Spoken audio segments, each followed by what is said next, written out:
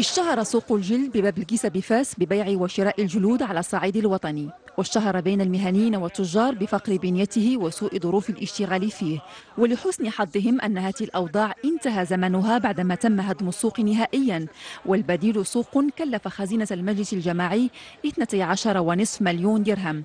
السوق الجديد بني بمنطقة عين النقبي في إطار مساهمة المجلس الجماعي في المخطط الجهوي للصناعات التقليدية، ويضم جميع المرافق الضرورية للسوق. وهذا المشروع هذا طبعا جاء باش يحسن ظروف العمل ديال التجار وديال الصناع الدباغه اللي كيقتنيوا الجلود، باش يحافظ على البعد البيئي داخل المدينه العتيقه مقارنه مع السوق اللي كانت في باب الكيسه فيما قبل، كذلك باش يعطينا جوده متميزه في المواد الاوليه.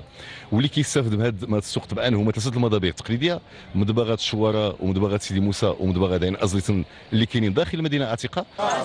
زرنا السوق في أوج حركيته بعد العيد، لكن الحديث مع الصناع والتجار لم يزغ عن سكة الشكوى والاحتجاج، وما زالت لديهم مطالب كثيرة.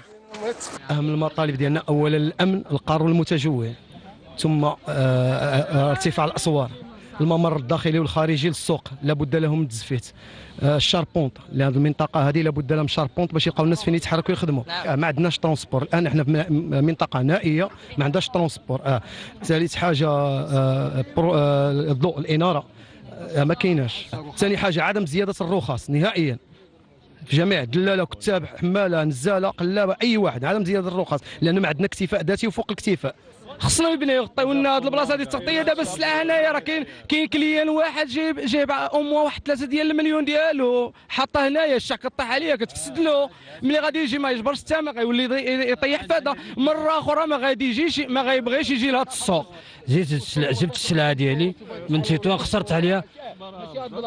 خسرت عليها زباله الفلوس، جيت انا نزلتها في السوق الشتا ضيع لي، دابا انا خاسر، خاصني يعمل لي التغطيه.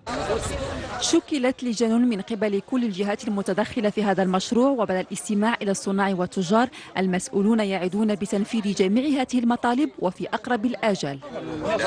ودار محضر وكل جهه التزمت يعني ما سوف يتم انجازه، وابتداء ان شاء الله من الاسبوع المقبل هذه الدار وجينا من طرف مستغلين السوق، وهذه يجلسوا معنا، وهذه ندوزوا ماشي فقط طلبات اللي كتصوت بالتغطيه ديال السقف، تغطيه اضافيه وبالتهيئه ديال الطريق داخليه وواحد الفضاءات اللي هي كتبقى مطالب، يعني مطالب موضوعيه.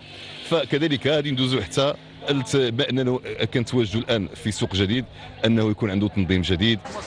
سوق الجلد بفاس يبقى الحلقة الأم في إطار سلسلة من حلقات الصناعة التقليدية التي تعتمد على الجلد، فتنظيم السوق